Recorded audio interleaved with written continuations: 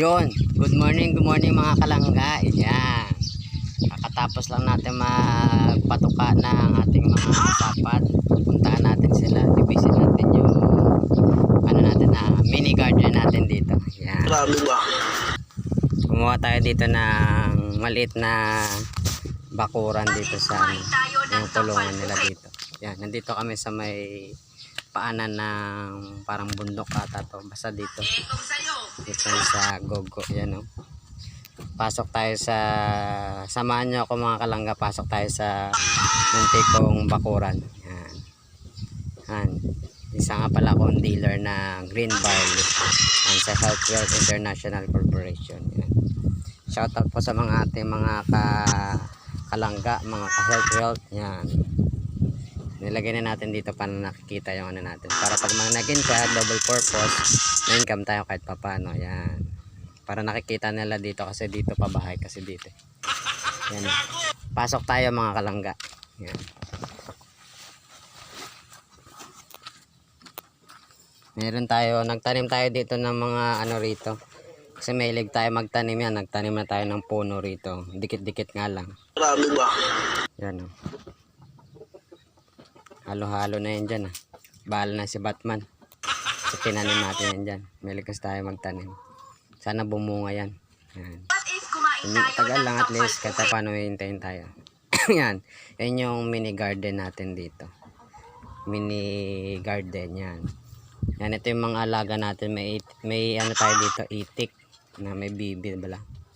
Itik pala, itik. Yan, may dalawang bibi. Ay, itik. Yan, ayun. Dalawang itik. May dalawa tayo dito Rhode Island Red. Yan, mga inahin yan. Kag isang crossbreed na native chicken. Yung ano, naked pala, naked chicken. Yung wala bulbul ang leeg na. Yan, yan na yun. Tapos ano yan, crossbreed din ng derasa. Yan. Tapos meron tayong black astrolorp. Bali yun, babae din yan, tatlong babae, isang lalaki. Ito yung black astrolorp, ito yung lalaki natin dyan. Yan.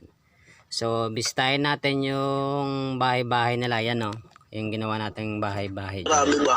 Pag nagalaka tayo, ginakulong ko din sila para hindi sila makatakas.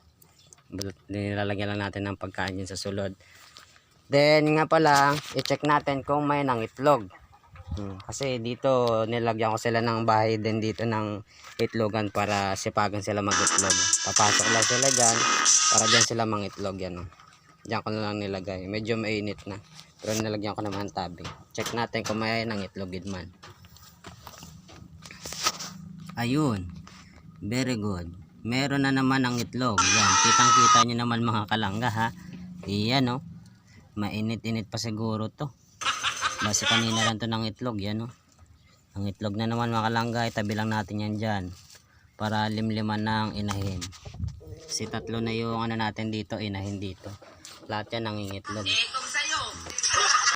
Yan. Tapos meron tayong maliit na fish pond. Yan. Andyan o. Tinakpan ko lang muna.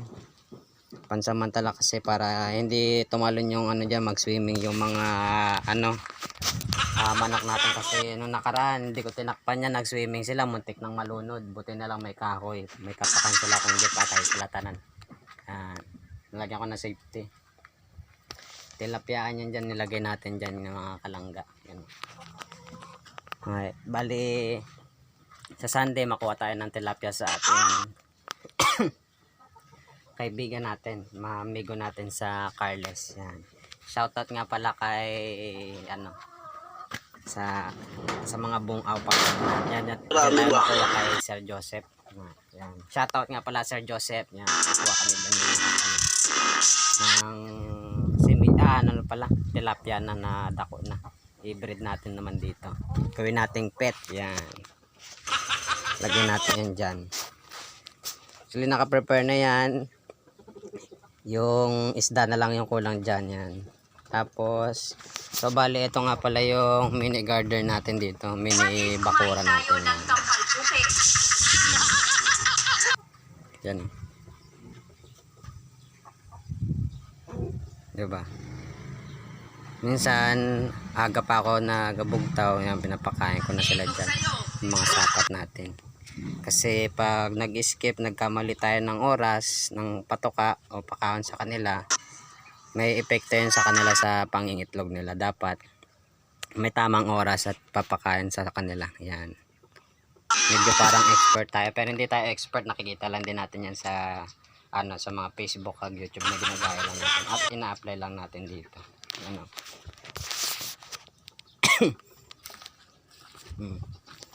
Kasi mamaya may mga itlog na naman dyan. Abangan natin yan mamaya pagbalik. Kasi tatlo yan inahin yan lahat yan masipag mga itlog. Yun lang mga kalangga. Sa susunod ulit. Bye bye. Peace.